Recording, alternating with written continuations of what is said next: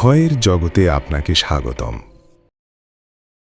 আসসালামু আলাইকুম এভরিওয়ান, আপনাদের অনেক অনেক স্বাগতম ভয়.com ইউটিউব চ্যানেলে। আশা করি আপনারা সকলেই অনেক ভালো আছেন এবং সুস্থ আছেন। ভয় খুব ছোট্ট একটা শব্দ, তাই না? কিন্তু এই একটা শব্দের ক্ষমতা আছে আপনার মস্তিষ্কের সব স্নায়ুকে অবশ করে দেওয়ার। একবার ভেবে দেখুন তো, আপনি কি সত্যিই একা, নাকি আপনার চোখের আড়ালেই অন্ধকারের আস্তরণে লুকিয়ে আছে অন্য কেউ? বিজ্ঞান যেখানে শেষ হয়, ঠিক সেখান থেকেই কি অজানার শুরু? আমাদের চারপাশেই ছড়িয়ে আছে বিশ্বাস আর অবিশ্বাসের এক ধূসর জগৎ, যে জগৎ আমরা দেখি না কিন্তু অনুভব করি। আর তাই তো, ভয় পাওয়ার জন্য না, ভয়কে জানার জন্য আমাদের চ্যানেলটি সাবস্ক্রাইব করুন এবং শেয়ার করুন আপনার বন্ধুবান্ধব এবং পরিচিতদের মাঝে। আমাদেরকে ঘটনা পাঠাতে চাইলে মেল করুন voy.com.story@gmail.com। আর কথা না বাড়িয়ে সরাসরি চলে যাব ঘটনায়। আশা করি শুরু থেকে শেষ পর্যন্ত আমাদের সাথেই থাকবেন।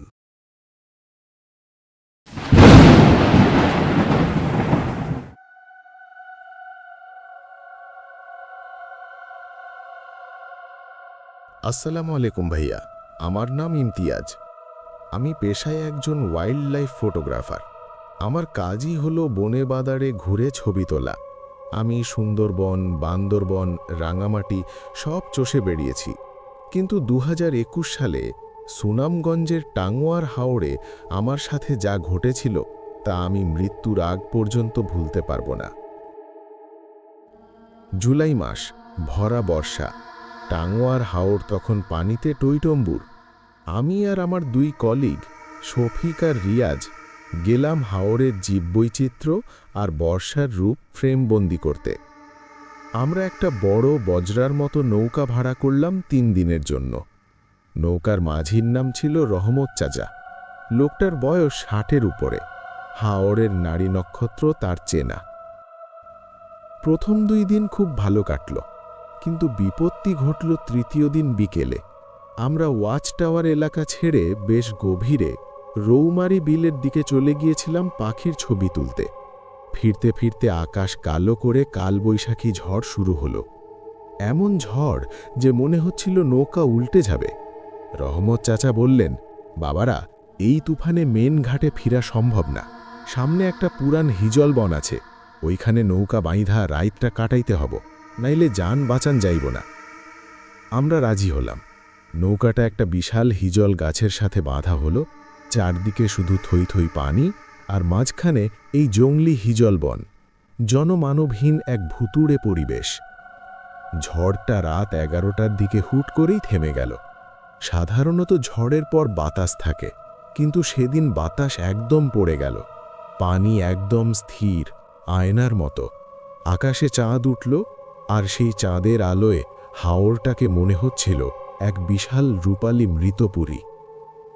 আমরা নৌকার ভেতরে বসে খিচুড়ি খাচ্ছিলাম। হঠাৎ শফিক বলল, তোরা কি কোনো গন্ধ পাচ্ছিস? আমি শুঁকে দেখলাম একটা অদ্ভুত গন্ধ, কাঁচা মাছ আর পচা ফুলের গন্ধ মেশানো, অনেকটা কবরস্থানের বাসি ফুলের মতো গন্ধ। রহমত চাচা গন্ধটা পেয়েই খাওয়া বন্ধ করে দিলেন। তার মুখটা ভয়ে ফ্যাকাশে হয়ে গেল। তিনি ফিসফিস করে বললেন, তোমরা কেউ শব্দ কইরো না, লাইট নিভায়া শুইয়া পড়ো, খবরদার কেউ পানির দিকে তাকাইবা না। আমরা কারণ জানতে চাইলাম, কিন্তু তিনি কোনো কথা বললেন না। শুধু কাঁপতে কাঁপতে নৌকার এক কোনায় কম্বল মুড়ি দিয়ে শুয়ে পড়লেন। রিয়াজ আর আমি জেগেছিলাম, শফিক ঘুমিয়ে পড়েছিল। হঠাৎ নৌকার নিচে থেকে একটা ঠক ঠক শব্দ হতে শুরু করল। মনে হচ্ছে পানির নিচ থেকে কেউ নৌকার তলায় টোকা দিচ্ছে। রিয়াজ বলল, হয়তো বড় কোনো মাছ ধাক্কা দিচ্ছে, কিন্তু শব্দটা এলোমেলো ছিল না, একটা ছন্দে বাজছিল, ঠক ঠক ঠক ঠক। আমি টর্চ নিয়ে নৌকার গলুইয়ের দিকে গেলাম, পানিতে আলো ফেললাম। পানি এত স্বচ্ছ যে অনেক দূর পর্যন্ত দেখা যাচ্ছে। আমি যা দেখলাম তাতে আমার রক্ত হিম হয়ে গেল। নৌকার ঠিক নিচে পানির প্রায় 5-6 হাত গভীরে এক ঝাঁক মানুষের মতো আকৃতি ভেসে আছে। তারা সাঁতার কাটছে না, একদম স্থির হয়ে ভেসে আছে এবং তাদের সবার মুখ নৌকার দিকে ঘোরানো। তাদের চোখগুলো খোলা, কিন্তু মনি নেই, পুরো চোখ সাদা, আর তাদের শরীরগুলো অস্বাভাবিক রকমের ফ্যাকাশে, যেন বহুদিন পানিতে ভিজে পচে গেছে। আমি চিৎকার দিতে যাব, কিন্তু গলা দিয়ে আওয়াজ বেরোলো না। মনে হলো কেউ আমার গলা চেপে ধরেছে। আমি হামাগুড়ি দিয়ে রিয়াজের কাছে ফিরে এলাম। রিয়াজ তখন শফিকের দিকে তাকিয়ে আছে। শফিক ঘুমের মধ্যে উঠে বসেছে। সে চোখ বন্ধ রেখেই বিড়বিড় করে বলছে, যাব, আমি যাব, আমাকে ডাকছে। শফিক হঠাৎ উঠে দাঁড়ালো। তার হাঁটার ভঙ্গিটা স্বাভাবিক ছিল না। মনে হচ্ছিল তার শরীরে হাড় নেই। সে দুলতে দুলতে নৌকার ধারের দিকে যাচ্ছে। আমি আর রিয়াজ দৌড়ে গিয়ে তাকে জাপটে ধরলাম। শফিকের গায়ের জোর তখন অস্বাভাবিক। আমরা দুইজন মিলেও তাকে ধরে রাখতে পারছিলাম না। তার শরীরটা বরফের মতো ঠান্ডা। শফিক অদ্ভুত এক গলায় বলল, ছেড়ে দে, ওরা আমার জন্য অপেক্ষা করছে। দেখ কত সুন্দর ঘর ওদের, পানির নিচে মণিমুক্তা। আমরা তাকে জোর করে বেঁধে ফেললাম। ঠিক তখনই নৌকার চারপাশে পানি তোলপাড় শুরু হলো। মনে হলো বিশাল কিছু একটা পানি থেকে ওঠার চেষ্টা করছে। হঠাৎ নৌকার পাটতনে ভেজা পায়ের শব্দ, চপ চপ চপ। আমরা ছোঁয়ের ভেতর থেকে পর্দাটা সামান্য সরালাম। চাঁদের আলোয় দেখলাম নৌকার উল্টো দিকে একটা মেয়ে বসে আছে। তার পরনে একটা পুরনো শাড়ি, যেটা শ্যাওলায় আবৃত। তার পিঠ আমাদের দিকে। তার লম্বা ভেজা চুলগুলো নৌকার মেঝেতে ছড়িয়ে আছে। মেয়েটি গুনগুন করে একটা সুর ভাজছে। সুরটা খুব করুণ, শুনলে মনের ভেতর হু হু করে ওঠে। রহমত চাচা হঠাৎ জেগে উঠলেন। তিনি চিৎকার করে বললেন, ওরে নৌকায় উঠতে দিলি কেন? সর্বনাশ হইছে। রহমত চাচা পাগলের মতো একটা বৈঠা নিয়ে মেয়েটার দিকে তেড়ে গেলেন। তিনি যেই মেয়েটার গায়ে বৈঠা দিয়ে বাড়ি মারবেন, মেয়েটা ঝট করে ঘুরে তাকালো। ভাইয়া, সেই চেহারা আমি কোনো দিন ভুলব না। মুখের অর্ধেকটা নেই, যেন মাছে খেয়ে ফেলেছে। দাঁতগুলো বের হয়ে আছে আর চোখের কোটর থেকে কালো পানি গড়িয়ে পড়ছে। মেয়েটা একটা বিকট চিৎকার দিল। সেই চিৎকারের শব্দে আমাদের কান ফেটে যাওয়ার উপক্রম হলো। মনে হলো হাজার হাজার কাক একসাথে ডেকে উঠল। রহমত চাচা ছিটকে গিয়ে পানিতে পড়ে গেলেন। আমরা শুধু একটা ঝপ শব্দ শুনলাম। তারপর সব শান্ত। চাচা, চাচা বলে আমরা ডাকলাম, কিন্তু তিনি আর ভেসে উঠলেন না। এক মুহূর্তের মধ্যে তিনি নাই হয়ে গেলেন। মেয়েটা এবার আমাদের দিকে ঘুরল। সে উঠে দাঁড়ালো না, বরং টিকটিকির মতো চার হাত পায়ে ভর দিয়ে আমাদের দিকে এগিয়ে আসতে লাগল। তার হাড় মটমট করার শব্দ শোনা যাচ্ছিল। শফিক তখন বাধা অবস্থায় চিৎকার করছে, আমায় নিয়ে যা, আমায় নিয়ে যা। আমি আর রিয়াজ আল্লাহর নাম জপতে শুরু করলাম। আমাদের কাছে একটা ফ্লেয়ার গান ছিল, যেটা ইমার্জেন্সির জন্য রাখা হয়।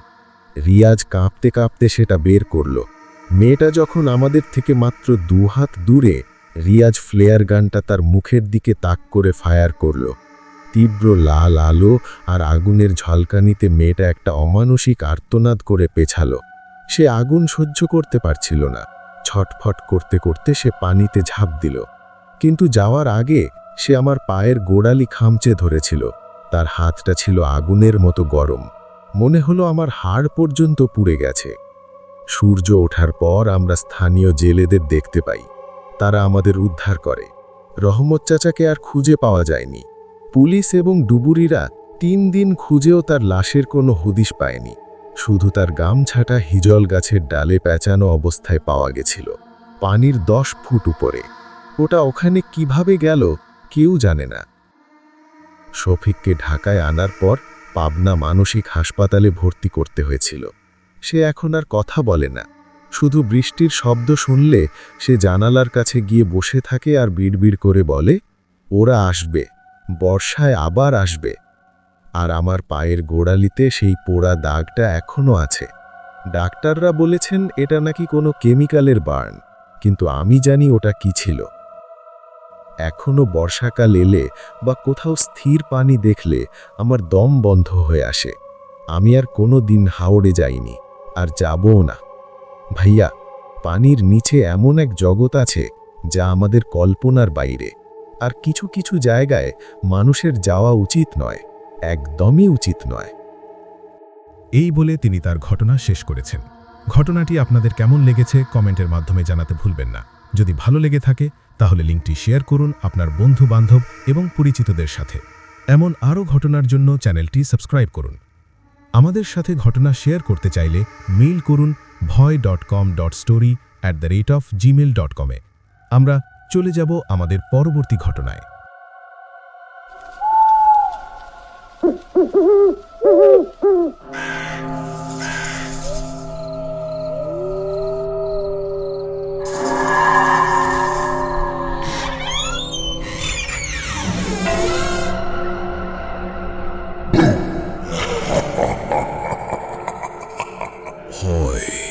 ভয়.com ভয়ের জগতে আপনাকে স্বাগতম। Welcome back. আপনারা শুনছেন ভয়.com। যেভাবে লেখা আছে আমি সেভাবেই পড়ছি।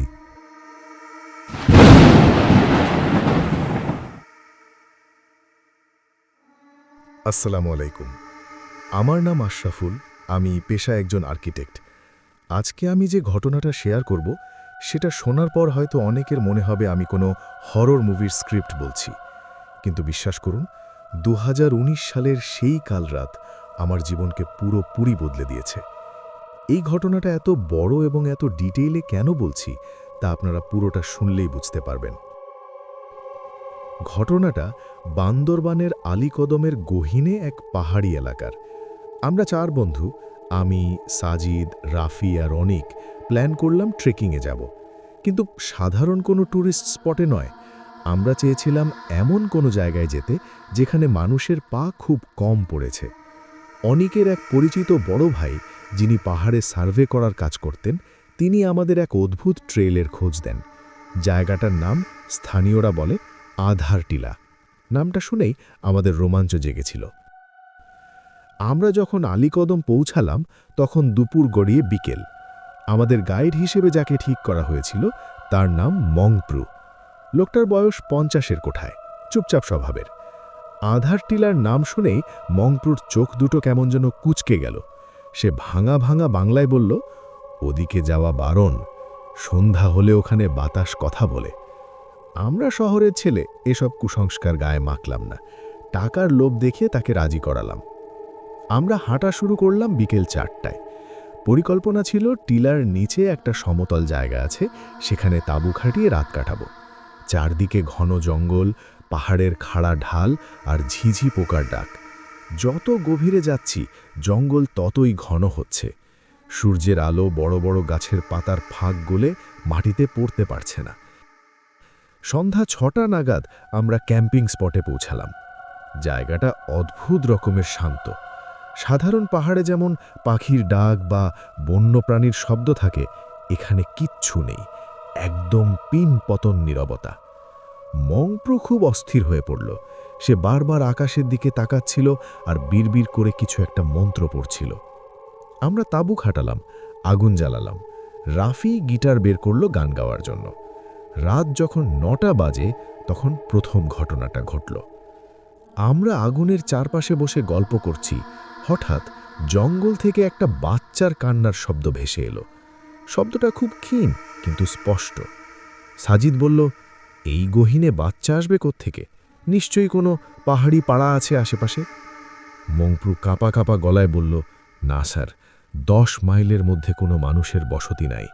আপনারা চুপ থাকেন, আগুনের আলো নিভিয়ে দেন। আমরা তার কথা পাত্তা দিলাম না, কিন্তু কান্নার শব্দটা ক্রমশ কাছে আসতে লাগলো। মনে হচ্ছে বাচ্চাটা জঙ্গলের ভিতর দিয়ে আমাদের দিকেই দৌড়ে আসছে। হঠাৎ শব্দটা থেমে গেল। ঠিক তার পরেই আমাদের তাঁবুর উপর ধপাস করে কিছু একটা পড়ার শব্দ হলো। মনে হলো আকাশ থেকে ভারী কোনো পাথর পড়ল। আমরা সবাই টর্চ লাইট নিয়ে বের হলাম। তাঁবুর ছাদে কিচ্ছু নেই, আশেপাশের গাছেও কিছু নেই। কিন্তু তখন আমি খেয়াল করলাম বাতাসের গন্ধে একটা পরিবর্তন এসেছে। বুনো ফুলের গন্ধের বদলে একটা পোড়া মাংসের গন্ধ নাকে আসছে। রাত 11টা। আমরা কিছুটা ভয় পেয়ে সবাই তাঁবুর ভেতরে ঢুকে গেছি। মংপ্রু আলাদা একটা ছোট তাঁবুতে ছিল। হঠাৎ মংপ্রুর তাঁবু থেকে একটা গোঙানির শব্দ শুনতে পেলাম। মনে হলো কেউ তার গলা টিপে ধরেছে। আমরা 4 জন দৌড়ে গেলাম। দেখি মংপ্রু তার স্লিপিং ব্যাগের উপর বসে আছে, চোখ দুটো উল্টে আছে আর মুখ দিয়ে ফেনা বের হচ্ছে। সে আঙুল দিয়ে জঙ্গলের দিকে ইশারা করছে। আমরা সেই দিকে তাকালাম। ভাইয়া, আমি যা দেখলাম তা কোনো সুস্থ মস্তিষ্কের মানুষ কল্পনা করতে পারবে না। জঙ্গলের অন্ধকারে প্রায় 20 ফুট উঁচুতে দুটো লাল চোখ জ্বলছে। কোনো গাছের ডালে নয়, শূন্যে ভেসে আছে চোখ দুটো, আর সেই চোখের নিচে একটা আবছা ছায়া, লম্বা কালো, আর তার হাতগুলো ঝুলে আছে মাটি পর্যন্ত। অনেক চিৎকার করে উঠল, ওটা কি? ঠিক তখনই সেই ছায়াটা বাতাসের বেগে মিলিয়ে গেল। আমরা মংপ্রুর বেগে তাকালাম। মংপ্রু জ্ঞান হারিয়ে ফেলেছে। আমরা সিদ্ধান্ত নিলাম রাতারাতি এখান থেকে ফিরতে হবে। মংপ্রুকে কাঁধে তুলে আমরা হাঁটা শুরু করলাম। কিন্তু সমস্যা হলো, আমরা যে পথ দিয়ে এসেছিলাম সেই পথটা আর খুঁজে পাচ্ছি না। কম্পাস কাজ করছে না, কাঁটাটা পাগলের মতো ঘুরছে। জিপিএসে কোনো সিগন্যাল নেই। আমরা গোলধাধ্যায় আটকে গেলাম। ঘণ্টাখানেক হাঁটার পর আমরা একটা ফাঁকা জায়গায় এসে পৌঁছালাম। সেখানে একটা পুরনো জরাজীর্ণ কাঠের মাচাং ঘর, অর্থাৎ পাহাড়ি ঘর, দাঁড়িয়ে আছে। ঘরটা দেখেই বোঝা যায় অন্তত 50-60 বছর ধরে এখানে কেউ থাকে না। বাঁশগুলো পচে গেছে, ছাদ অর্ধেক ধসে পড়া। যেহেতু মংপ্রু অসুস্থ আর বাইরে থাকাটা নিরাপদ মনে হচ্ছে না, আমরা বাধ্য হয়ে ওই ঘরে আশ্রয় নিলাম। ঘরটার ভেতরে ঢুকতেই নাকে সেই পোড়া মাংসের গন্ধটা আরও তীব্রভাবে এলো। মেঝেতে ধুলোর পুরু স্তর, এক কোণা কিছু মাটির হাঁড়ি পাতিল আর ছেঁড়া কাপড় পড়ে আছে। মংপ্রুকে মেঝেতে শুইয়ে দিলাম। সাজিদ আর আমি পাহারায় থাকলাম, বাকিরা একটু রেস্ট নেয়ার চেষ্টা করল। রাত তখন 2টো। হঠাৎ ঘরের কাঠের মেঝেতে খট খট খট শব্দ হতে শুরু করল। মনে হচ্ছে মাটির নিচ থেকে কেউ লাঠি দিয়ে মেঝেতে আঘাত করছে। শব্দটা ছান্দিক, 1 বার, 2 বার, তারপর বিরতি, আবার 3 বার। সাজিদ আমার হাত খামচে ধরল। তানভীর, নিচে কিছু আছে। মাচাংঘর মাটি থেকে 3-4 ফুট উঁচু হয়। আমরা টর্চ নিয়ে নিচে উকি দিলাম। কিচ্ছু নেই, শুধু অন্ধকার। কিন্তু ঘরে ফিরে আসতেই দেখি মংপ্রু নেই। আমরা মাত্র 30 সেকেন্ডের জন্য বাইরে তাকিয়েছিলাম। এইটুকু সময়ের মধ্যে একজন অজ্ঞান মানুষ উধাও হয়ে গেল কিভাবে? ঘরের দরজা একটাই, আর আমরা দরজার সামনেই ছিলাম।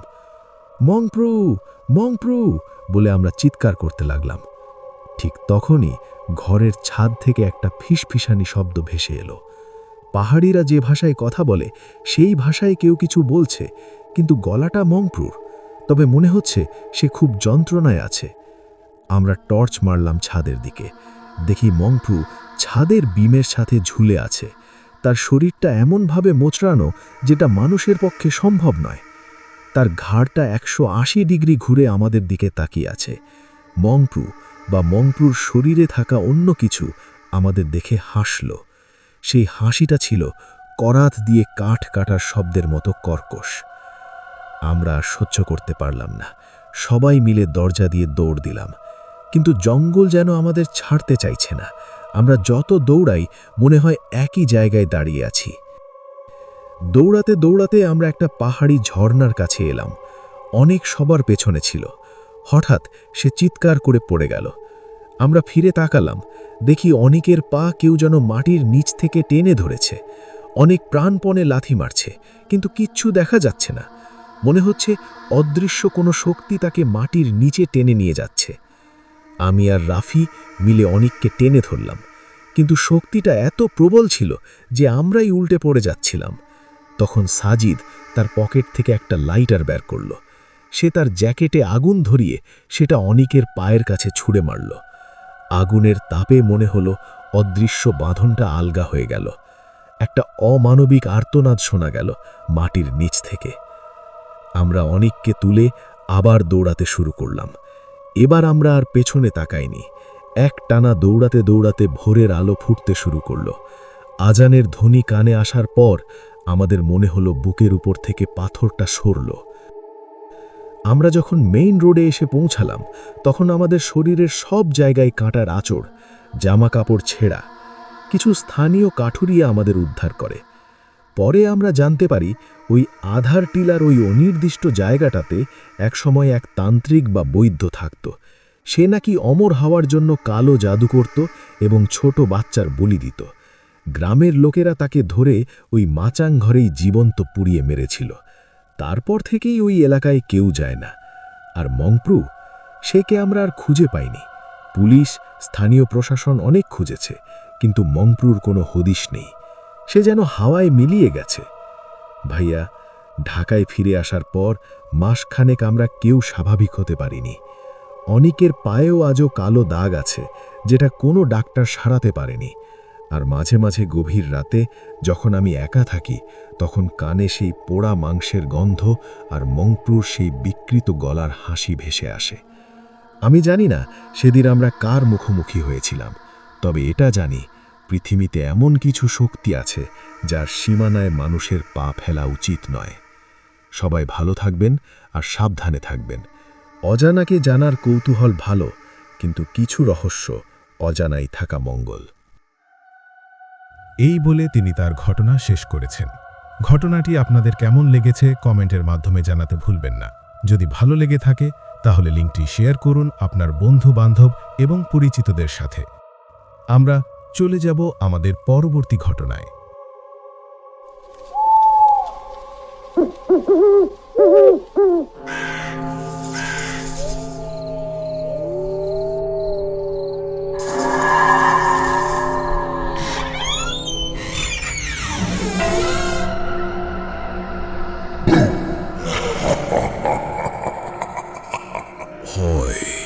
ভয়.com ভয়ের জগতে আপনাকে স্বাগতম।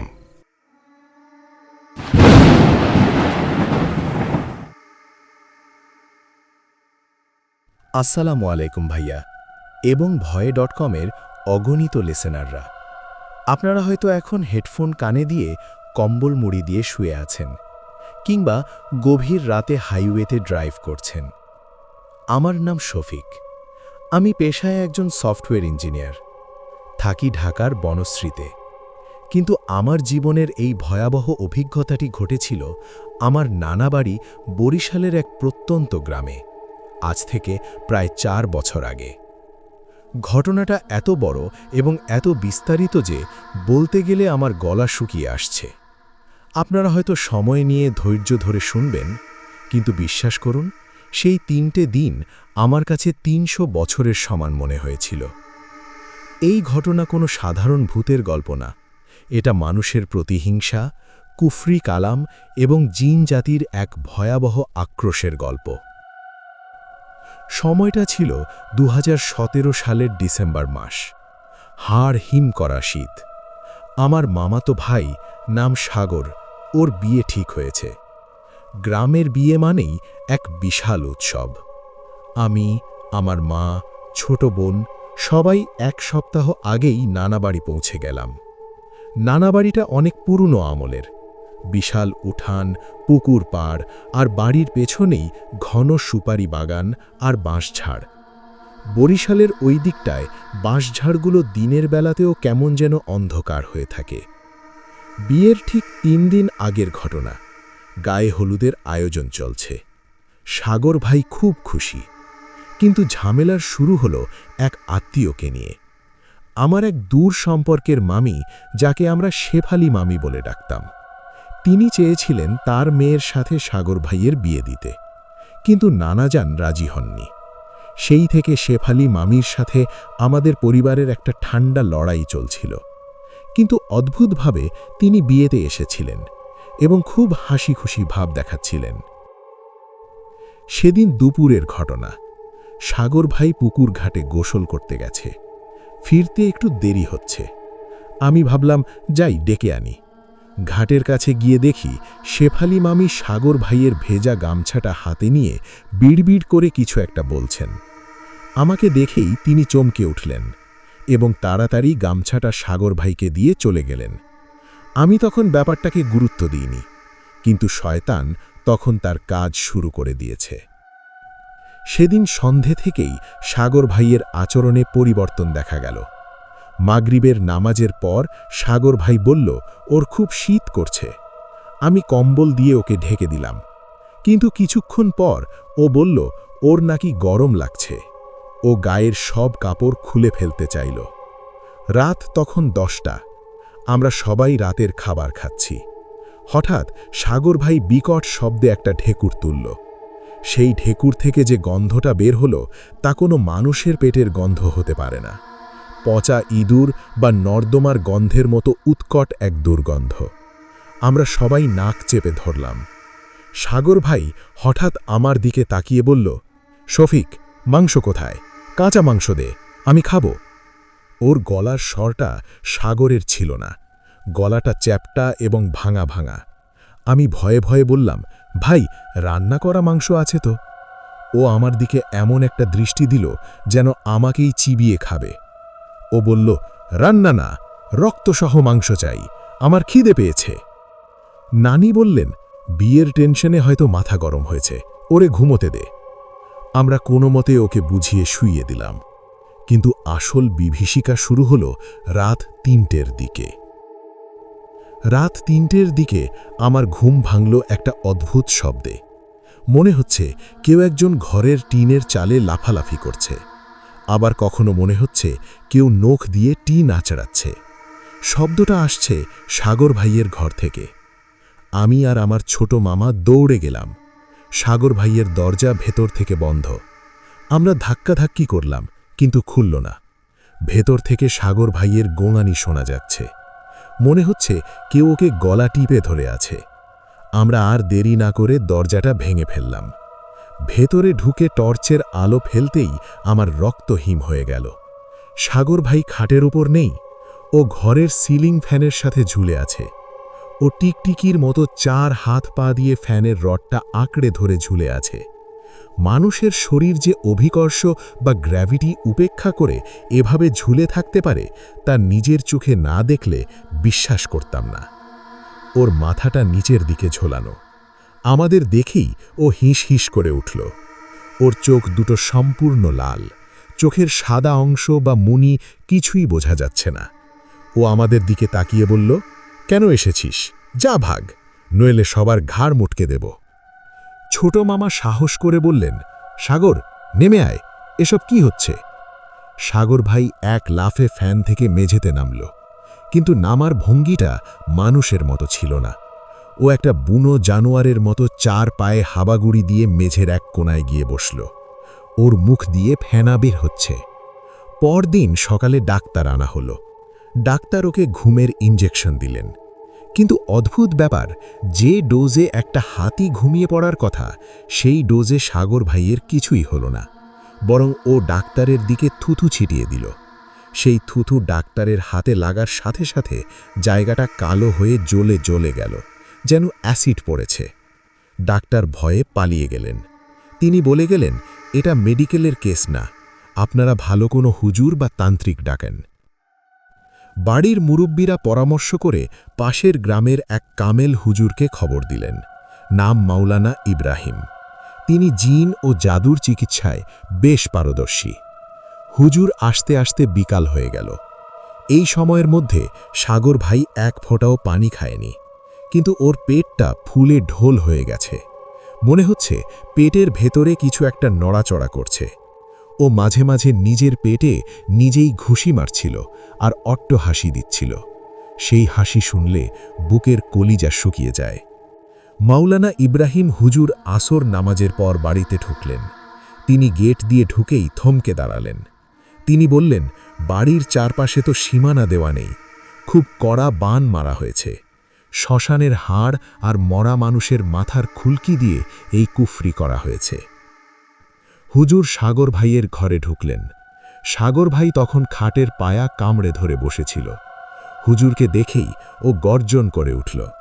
ভাইয়া, বাঘের গর্জন শুনেছেন কিনা জানি না, কিন্তু মানুষের গলা দিয়ে যে বাঘের মতো আওয়াজ বের হতে পারে তা ছিল অকল্পনীয়। হুজুর শান্ত গলায় বললেন, কে তুই? আল্লাহর বান্দার শরীরে কেন ঢুকেছিস? সাগর ভাইয়ের ভেতরের সত্তাটা খ্যানখ্যানে গলায় বলল, আমি ইফরিত। হুজুর আবার বললেন, কেন এই মাসুম ছেলেকে কষ্ট দিচ্ছিস তুই? জিনটি তখন বলল, আমাকে পাঠানো হয়েছে, আমি যাব না। এই ছেলে বিয়ে করতে পারবে না, বাসর ঘরেই ও বউকে মেরে ফেলবে। হুজুর জিজ্ঞেস করলেন, তোকে কে পাঠিয়েছে? সাগর ভাই তখন ফ্লোরের টাইলসের নখ দিয়ে আঁচড় কাটতে কাটতে বলল, আমাকে পাঠানো হয়েছে। রক্ত রক্ত খাবো আমি। শেফালি আমাকে কথা দিয়েছে ও আমাকে তাজা কলিজা খেতে দেবে। শেফালি মামির নামটা শোনার সাথে সাথে বাড়ির সবাই চমকে গেল। কিন্তু ওই মুহূর্তে শেফালি মামিকে খোঁজার চেয়ে সাগর ভাইকে বাঁচানো বেশি জরুরি ছিল। হুজুর এবার কড়া গলায় আয়াতুল কুরসি পাঠ করা শুরু করলেন। সাথে সাথে সাগর ভাই ছটফট করতে লাগল। ও নিজের গায়ের জামা ছিঁড়ে ফেলল। আমরা দেখলাম ওর সারা পিঠে নখের আঁচড়ের মতো দাগ, আর সেই দাগগুলো থেকে ধোঁয়া বের হচ্ছে। হুজুর এক মুঠো সরিষা পড়া ওর গায়ে ছুঁড়ে মারলেন। মনে হলো যেন ফুটন্ত তেল ওর গায়ে পড়েছে। ও যন্ত্রণায় চিৎকার করতে করতে দেওয়ালের ওপর উঠে গেল। হ্যাঁ ভাইয়া, বিশ্বাস করেন, ও স্পাইডারম্যানের মতো দেওয়াল বেয়ে সিলিংয়ের কাছে উঠে গেল। হুজুর বললেন, তোরা 4 জন 4 কোণায় দাঁড়িয়ে আজান দে, উচ্চস্বরে আজান দে। আমরা 4 জন, আমি, মামা আর 2 কাজিন 4 কোণায় দাঁড়িয়ে আজান দেওয়া শুরু করলাম। আজানের ধ্বনি শুনে জিনটা দুর্বল হয়ে মেঝের ওপর ধপাস করে পড়ে গেল। হুজুর বললেন, ওকে শরীর থেকে বের করা সহজ না। যে জিনিস দিয়ে ওকে চালান দেওয়া হয়েছে সেটা খুঁজে বের করে নষ্ট করতে হবে, না হলে ও বারবার ফিরে আসবে। হুজুর সাগর ভাইয়ের মাথার ওপর হাত রেখে চোখ বন্ধ করলেন। কিছুক্ষণ পর তিনি চোখ খুলে বললেন, বাড়ির পেছনে সুপারি বাগানের 3 নম্বর গাছের নিচে একটা মাটির হাড়ি পোতা আছে, আর পুকুর ঘাটের সিঁড়ির নিচে একটা পুতুল রাখা আছে। এক্ষুনি যাও, ওগুলো তুলে আনো। আমরা কয়েকজন টর্চ আর কোদাল নিয়ে দৌড়ালাম। সুপারি বাগানে গিয়ে নির্দিষ্ট গাছের নিচে খুঁড়তেই বেরিয়ে এলো একটা লাল শালুতে মোড়া মাটির হাড়ি। হাড়ির ভেতরে যা ছিল তা দেখে আমরা বমি করার উপক্রম হলাম। একটা মরা কাক, কিছু পচা মাংস, সাগর ভাইয়ের একটা ছবি, আর তাতে অনেকগুলো সুই ফোটানো। অন্যদিকে পুকুর ঘাট থেকে পাওয়া গেল একটা মোমের পুতুল। পুতুলটার হাত পা সুতো দিয়ে এমনভাবে পেঁচানো যে নড়াচড়া করার উপায় নেই। আমরা সেই জিনিসগুলো হুজুরের কাছে নিয়ে এলাম। হুজুর বিসমিল্লা বলে পুতুলের সুতো কাটতে শুরু করলেন। অদ্ভুত ব্যাপার, হুজুর একটা করে সুতোর গিট কাটছেন, আর ওদিকে সাগর ভাইয়ের শরীরটা একটু একটু করে সোজা হচ্ছে। এতক্ষণ যে হাত পা বাঁকা হয়েছিল সেগুলো শিথিল হতে শুরু করল। সব শেষে হুজুর ওই মাটির হাড়িটা আগুন দিয়ে পোড়াতে শুরু করলেন। হাড়িটা যখন আগুনে পুড়ছিল তখন বাতাস থেকে একটা উৎকট পোড়া গন্ধ আসছিল, আর ঠিক সেই মুহূর্তে সাগর ভাই একটা বিশাল বমি করল। বমির সাথে সাগর ভাইয়ের পেট থেকে বেরিয়ে এলো কালো রঙের আলকাতরার মতো রক্ত, একদলা চুল আর কয়েকটা লোহার পেরেক। ভাবা যায়, মানুষের পেটে লোহার পেরেক! বমি করার পর সাগর ভাই জ্ঞান হারালো। হুজুর বললেন, আলহামদুলিল্লাহ, জিন চলে গেছে। কিন্তু যাওয়ার আগে ও বলে গেছে যে ওকে পাঠিয়েছে তার পাওনা সে মিটিয়ে দিয়ে যাবে। কুফরি কালাম হলো বুমেরাঙের মতো, লক্ষ্যভ্রষ্ট হলে যে মারে তার বুকেই এসে লাগে। আমরা তখনও ভয়ে কাঁপছি। রাত তখন প্রায় 3টে। হঠাৎ গ্রামের দক্ষিণ পাড়া থেকে একটা বুক ফাটা আর্তনাদ শোনা গেল। ওটা ছিল শেফালি মামির বাড়ি। আমরা কয়েকজন দৌড়ে গেলাম সেই বাড়িতে। গিয়ে দেখি এক ভয়াবহ দৃশ্য। শেফালি মামি তার ঘরের উঠানে গড়াগড়ি খাচ্ছেন। তিনি নিজের পরনের কাপড় নিজেই ছিঁড়ে ফেলছেন আর চিৎকার করছেন, আগুন আগুন, আমার শরীর জ্বলে গেল, আমাকে মাফ করে দে।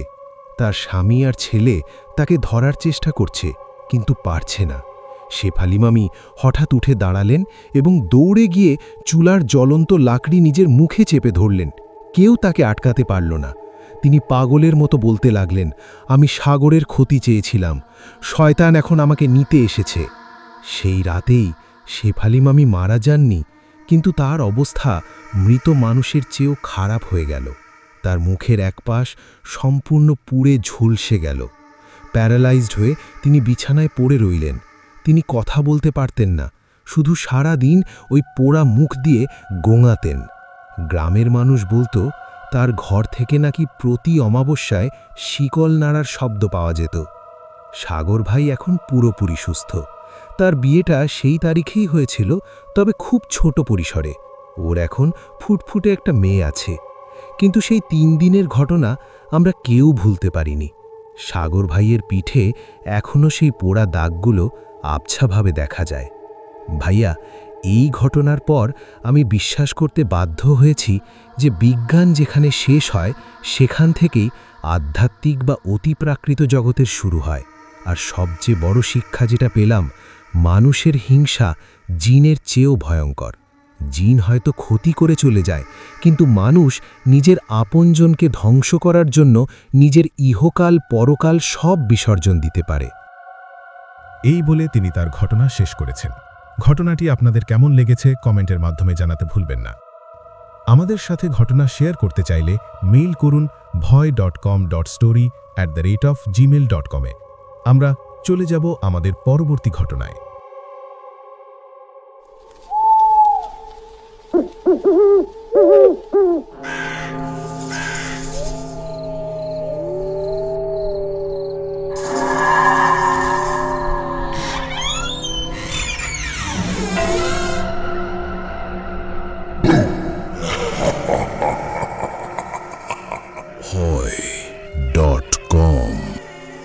ভয়ের জগতে আপনাকে স্বাগতম। Welcome back. আপনাদের আবারও স্বাগত ভয়.com ইউটিউব চ্যানেলে। আপনাদের কাছে যদি কোনো ঘটনা থাকে তাহলে আমাদেরকে লিখে পাঠাতে পারেন এই অ্যাড্রেসে bhoy.com.story@gmail.com এ। আমরা চলে যাব আমাদের পরবর্তী ঘটনায়।